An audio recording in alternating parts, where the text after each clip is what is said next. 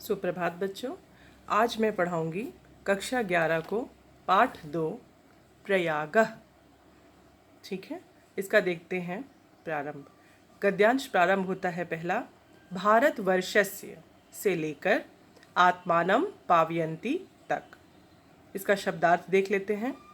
ब्राह्मणः यानी ब्रह्मा का, प्रकृष्ट याग करणात् अर्थात उत्तम यज्ञ करने से, सिता सित जले, सित धन असित धन जले अर्थात श्वेत और श्याम जल में, मतलब गंगा और यमुना के जल में, विगत कल्मषाः यानी पाप रहित, अमायाम अमावस्या में, संवर्धः भीड़, उषित्वा रहकर, पावयन्ति पवित्र करते हैं, प्रत्यागच्छत लौट जाता था। संदर्भ देखिए बच्चों। प्रस्तुत गद्यांश हमारी पाठ्यपुस्तक संस्कृत दिग्दर्शिका के प्रयागः शीर्षक पाठ से अवतरित है। इसमें तीर्थराज प्रयाग का वर्णन किया गया है। अनुवाद देखिए। भारतवर्ष के उत्तर प्रदेश राज्य में प्रयाग का एक विशेष स्थान है। यहाँ ब्रह्मा द्वारा किए गए श्रेष्ठ यज्ञ के कारण इसका नाम प्रयाग, प्रधन याग अर्थात प्रकृष्ट याग यज्ञ पड़ा। गंगा यमुना के संगम पर श्वेत श्याम जल में स्नान करके मनुष्य पाप रहित हो जाते हैं, ऐसा लोगों का विश्वास है। अमावस्या, पूर्णिमा और संक्रांति पर यहाँ स्नान करने वालों की बड़ी भीड़ होती है। प्रतिवर्ष माघ मास में सूर्य के मकर राशि में स्थित होने पर यहाँ लाखों लोग आते हैं और 1 महीने तक रहकर संगम के पवित्र जल से एवं विद्वानों महात्माओं के उपदेश रूपी अमृत से अपने आप को पवित्र करते हैं। इसी पर्व या त्योहार पर महाराज श्री हर्ष यानी हर्षवर्धन प्रत्येक 5वें वर्ष यहाँ आकर मांगने वालों को अपना सर्वस्व सब कुछ दान में देकर मेघ यानी बादल के सदृश पुनः धन इकट्ठा करने के लिए अपनी राजधानी लौट जाते थे। अब गद्यांश दूसरा देखते हैं। ऋषेः भरद्वाजस्य से प्रारंभ होकर अगच्छत। इसका शब्दार्थ देखिए। 10 सह समिताः यानी 10,000, अधीतिनः आसन यानी पढ़ते थे, अध्ययन करते थे, वत्सव्यम रहना चाहिए, निवास करना चाहिए, प्रष्टुम पूछने को, त्वन्निवास योग्यम त्वत् धन निवास योग्यम अर्थात तुम्हारे रहने योग्य, तेनादिष्टः तेन धन आदिष्टः अर्थात उनसे आज्ञा पाकर। अनुवाद देखते हैं। भरद्वाज ऋषि का आश्रम भी यही है। यहाँ प्राचीन काल में 10,000 विद्यार्थी पढ़ते थे। पिता की आज्ञा का पालन करते हुए पुरुषोत्तम यानी पुरुषों में श्रेष्ठ श्री राम अयोध्या से वन को जा रहे थे, तो मुझे कहाँ निवास करना चाहिए यह पूछने के लिए वे यहीं भरद्वाज ऋषि के पास आए। चित्रकूट ही तुम्हारे रहने योग्य उपयुक्त स्थान है, ऐसी उनसे आज्ञा पाकर सीता और लक्ष्मण के साथ श्री राम चित्रकूट गए। अब तीसरा गद्यांश देखते हैं।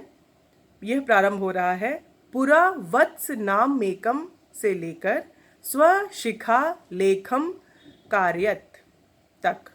इसका शब्दार्थ देखिए बच्चों। इतः यानी यहाँ से, नाति दूरे अवर्तत यानी ना धन अति दूरे धन अवर्तत यानी कि बहुत दूर नहीं, मतलब पास ही थी। ललित कला भिज्ञश्चासीत, ललित कला धन अभिज्ञः धन चा धन आसीत और ललित कलाओं के जानकार थे। ध्वंसावशेषा खंडहर, खापयन्ति प्रकट करते हैं, स्वशिलालेखम कार्यत यानी स्वशिलालेखम धन अकार्यत अपना शिलालेख लिखवाया। यो अधुना, यह धन अधुना, यानी कि जो अब। इसका अनुवाद देखिए। प्राचीन काल में वत्स नाम का एक समृद्ध धन धान्य संपन्न राज्य था।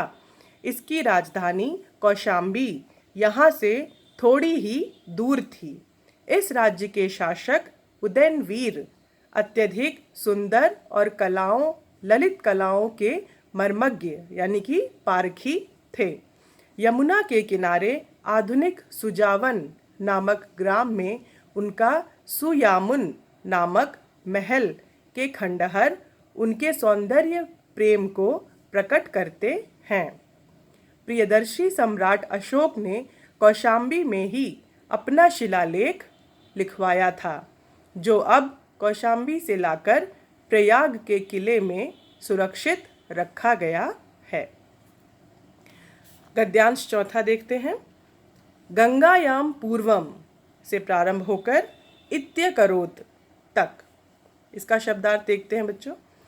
पुरुरवसः अर्थात पुरुरवा की, झूसी इत्याधुनिका नामना मतलब झूसी धन इति धन आधुनिक धन नामना, अर्थात आजकल झूसी के कंसी के नाम से प्रतिष्ठा यानी सम्मान। विदुषाम विद्वानों के, स्थित्या इस रहने से या निवास से, अक्षुणैव अक्षुण धन एव अखंडित ही है, दुष्करम कठिन, विज्ञाय जानकर, परिवृत्तम घिरा हुआ, दुर्गम कार्यत यानी दुर्गम धन अकार्यत, किला बनवाया, बंधम अप्यकार्यत, बंधम धन अपि धन अकार्यत, अर्थात बांध भी बनवाया। इसका अनुवाद देखिए। गंगा के पूर्व की ओर पुराणों में प्रसिद्ध महाराज पुरुरवा की राजधानी प्रतिष्ठानपुर आजकल झूसी के नाम से प्रसिद्ध है। इसका गौरव आज भी विद्वानों और महात्माओं के निवास से अखंडित है अर्थात कम नहीं हुआ है।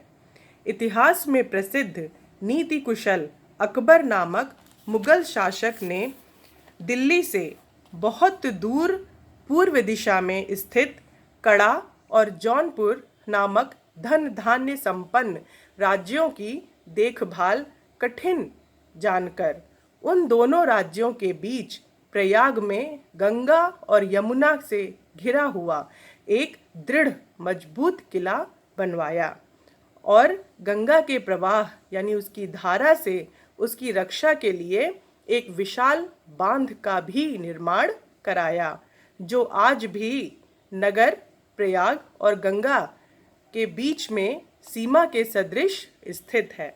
इसी अकबर ने अपने इलाही धर्म के अनुसार प्रयाग का नाम बदलकर इलाहाबाद कर दिया। यह किला अत्यधिक विशाल, मजबूत और सुरक्षा की दृष्टि से बड़ा महत्वपूर्ण है। तो बच्चों, आज आपकी ने देखा प्रयाग पाठ के बारे में, आपके अपने बगल के जनपद प्रयागराज के बारे में बताया गया है। तो आप लोग इसको अच्छे से पढ़ लीजिए, लिखित सामग्री को अपनी कॉपी में नोट कर लीजिए और कोई भी परेशानी होने पर मुझसे संपर्क करिए। नमस्कार।